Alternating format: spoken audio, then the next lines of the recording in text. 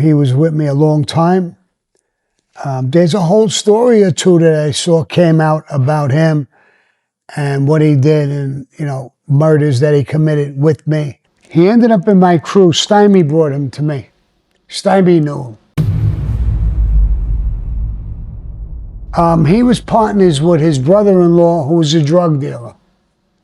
And he knew Sammy, and he went to Sammy, and he was holding a couple of $100,000 and some drugs for his brother-in-law, who he didn't like. Sammy brought him to me.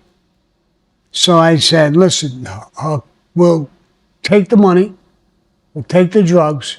You could tell your brother-in-law that you got robbed.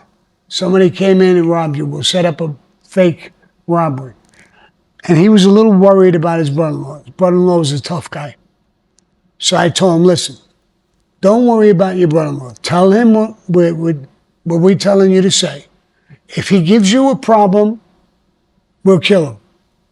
So you don't have to worry about nothing. He finally agreed. I think we took about 300 and something thousand. We gave Huck 50.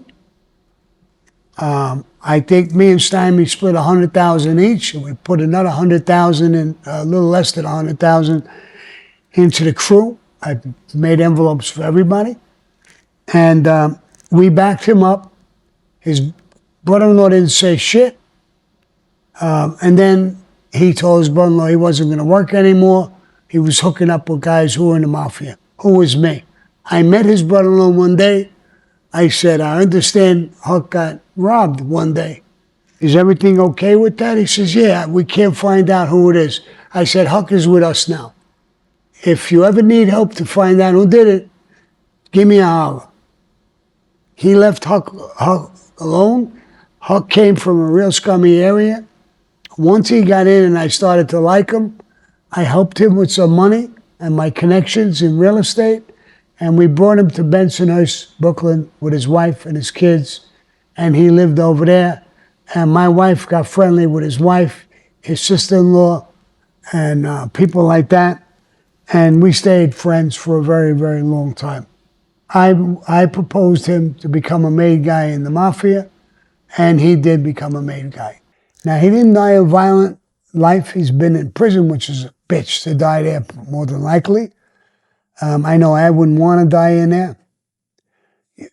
And I hope that some of these people get like this relief where they can go home for health reasons and die at home. There's a lot of names I could pick out, mafiosos who were in there, and they're in the same situation.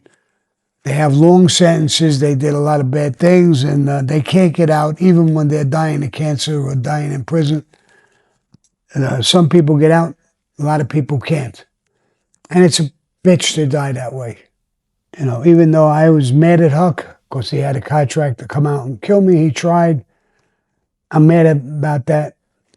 But he's there. When I get there, I'll discuss it with him. He knew I would be waiting for that. He knew I would be armed. Even the show that it's on, they tell the whole story pretty precise about him. He did a bunch of hits after I cooperated, and he was with the family. A few guys cooperated on him. Matter of fact, the guy Fat Sally cooperated. He got pinched on something else, and he ratted on Peter Gotti and Huck about doing the hit on me, even though it didn't work. And they got pinched. Mikey Scars testified against him too. And I think he either got a 50-year or a 70-year sentence. He's been sick for quite a while. He was out of shape. And I think he was 77, and he just died a couple of weeks ago. So there's good things with him. There's bad things with him. I didn't like the fact he came looking for me, but, that's the life. Part of the story is going to be 100% the truth. Part of the story is going to be a hypothetical. You'll see what it is down the road as I go, and I'll explain. So after I cooperated, I got out of prison. I lived in Arizona. I was in the witness protection program for a while. I left them early, as you know. and I went to Arizona. After I was there for a couple of years, Peter Gotti put together a hit team to take me out. So I'm going to tell you this part of it. He got my brother-in-law, Eddie. He got this guy, Fat Sally. I didn't really know him. There's a few Fat Sallys, but this particular one on this hit, he would be the shooter because I don't know him. Huck would be on it. Huck was promised, if this was done, that Peter Gotti would make him a captain. He gave them $75,000 to work on this hit. My brother-in-law, Eddie, gave information. The information he gave, he spoke with my sister. I don't think my sister knew, but unbeknownst to her, she gave Eddie the information where my wife and my children lived. So if I was not living with her, which I wasn't, sooner or later I would pop up. She knew that, and he knew that. So he gave that information over to Peter Gotti. And Huck and Fat Sally had the contract. And they came down to Phoenix, Arizona to kill me. There's a lot of stories there. This story I'm going to tell you is, I'm going to try to do this really quick. When I got there, my family put me in a beautiful little apartment. I didn't like it because it was vulnerable. I couldn't see every corner. There was too many blind spots. As a hit guy, I said thanks, but no thanks. I want to go into a rough area and live in an apartment. I got an apartment and we were moving my furniture in. The day I was there was a shooting. I heard shots. I had a gun, I went for the gun. But it wasn't for me. And I looked down into the yard, and I looked down the alleyway. A black guy was running. Mexicans were chasing him and shooting at him. He didn't get hit. He got away. And I left. The following day I came back. And I was working in the apartment. The police came to the apartment. They said, you were moving in here yesterday. They didn't know who I was. I said, yes, I was. They said, did you hear or see a shooting? I said, no. I probably was moving. I didn't hear nothing. Unbeknownst to me, right next to my apartment, there were small little yards in the back of this. This is a low-level, low-income project. There was a guy, a Mexican guy, and he listened to the whole conversation. He controlled that parking lot, that area was his. He had his drug business there. And he heard me. I left. I didn't know he heard any of that. When I was coming back, I had a brand new Lexus. And I was pulling it. I see this big, tall, and he was tall. Usually they're not the Mexicans, but he was. Pretty tall, big guy.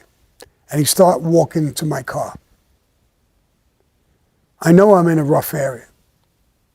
I took the gun out of my waist. I cocked it. And I put it right to the door. I could shoot through the door and hit him.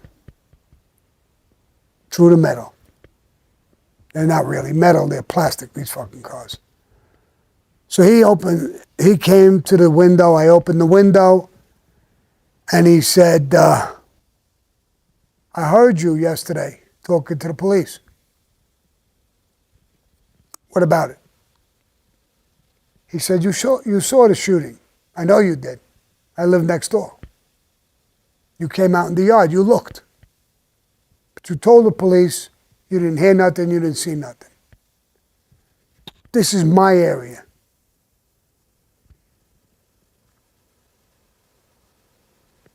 I like that.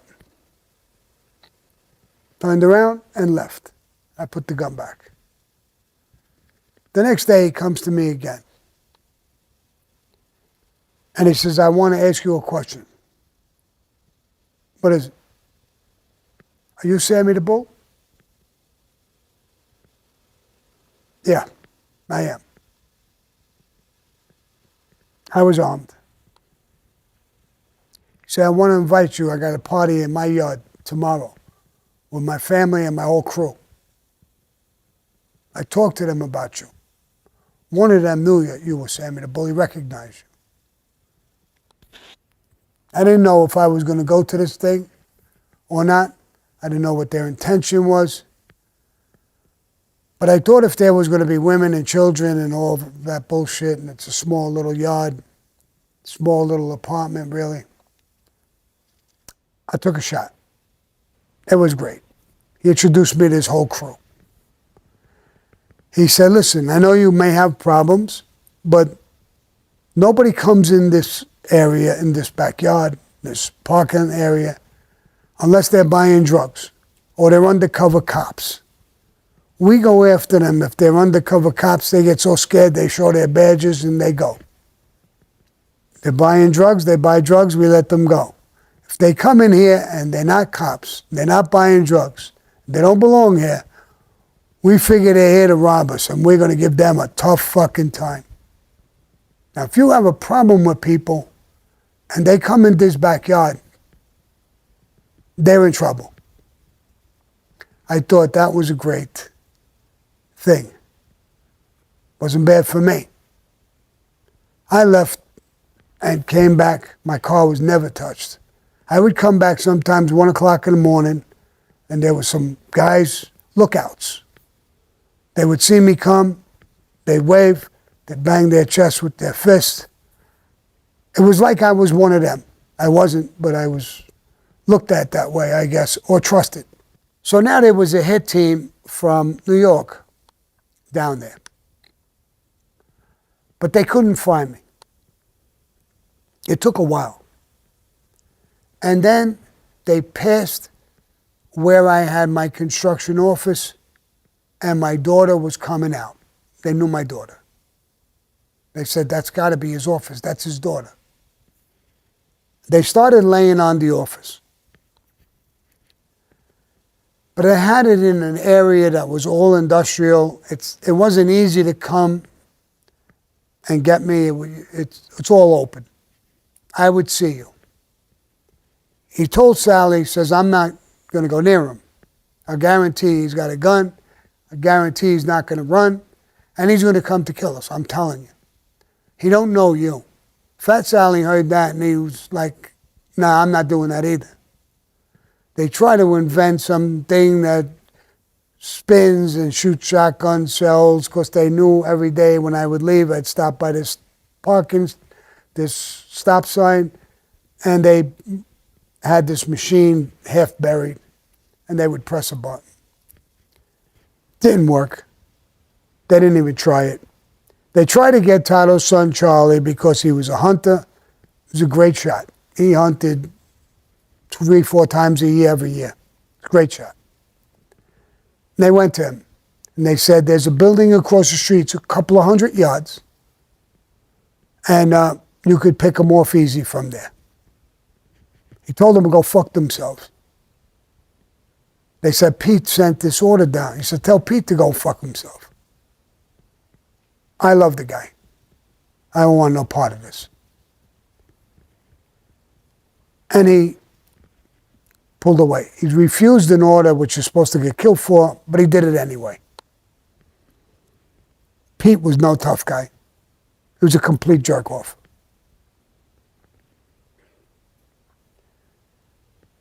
So anyway, eventually, Fat Sally, on one of the trips they took back home, this went on for 6 months, 7 months. He got pinched for doing drugs. And he ratted on everybody. Huck, Pete, my brother-in-law, everybody, and told the whole fucking story. And they all got pinched. Eventually, I even testified for Huck sounds crazy, and it's a whole nother story. I tested against the government for Huck. And the government accepted that.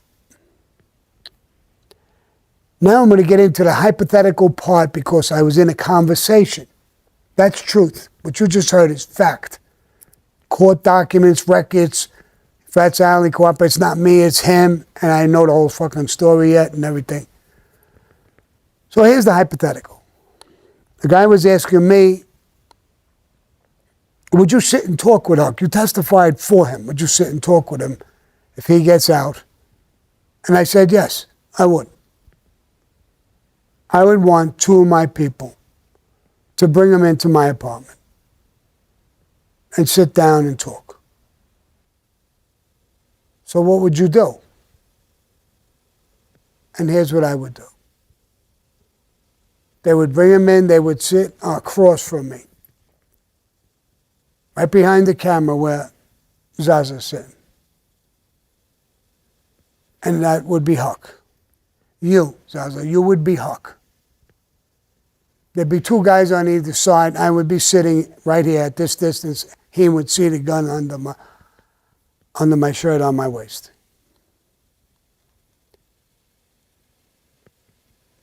And I would tell him, bro, we went through a lot. You were in my crew. I broke your cherry. Your first fucking hit you did with me. When you were broke and you lived downtown Brooklyn, not so nice of a neighborhood, I moved you into Bensonhurst, Brooklyn, into a two-family beautiful home. I put up the money. You paid me back a little at a time. Your wife and your sister-in-law are friends with my family, my wife. You know the rules of Cosa Nostra. Families are off limits. You got information from my brother-in-law Eddie about where my wife and my children live. You tell Fat Sally. You came there a number of times and watched the house before you found where I was.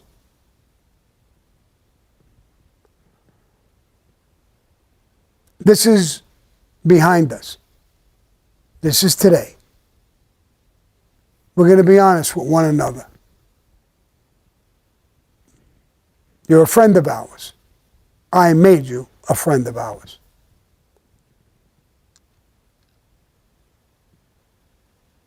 On the last day of your life, today,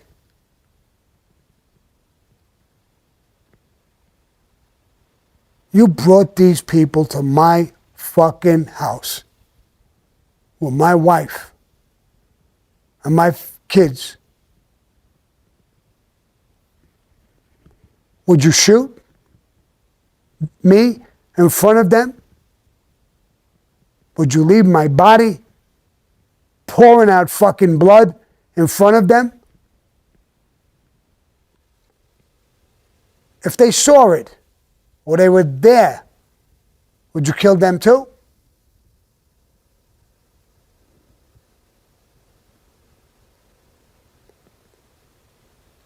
I want the answer. I want the fucking truth. Tell me the truth. You know you did work with me. I'm going to shoot you right in your fucking forehead. You'll feel nothing. You'll hit the ground. You know what happens. If you give one iota of a fucking lie, it'll take me 3 fucking days to kill you. You'll be begging me to kill you. In front of my family. You parked on their house.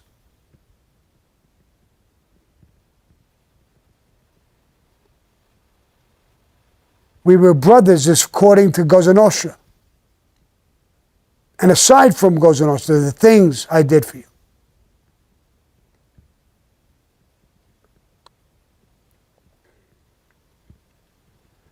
Hopefully, he would tell me the truth.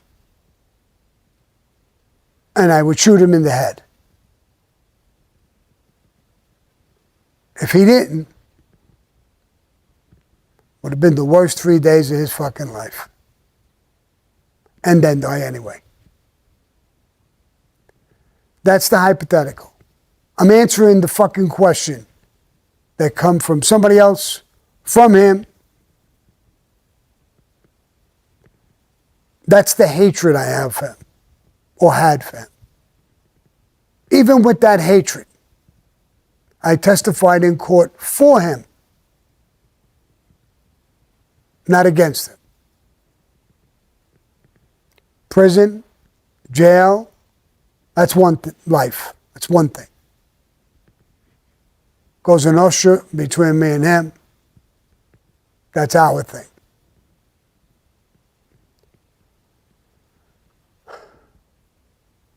He's still alive. It's motivated me from this question to say it.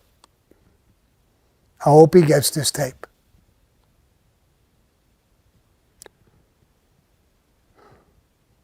I'm done with this story. I hope you enjoyed it, or you didn't enjoy it. That's fucking real Cosa Nostra. Another day. Adios.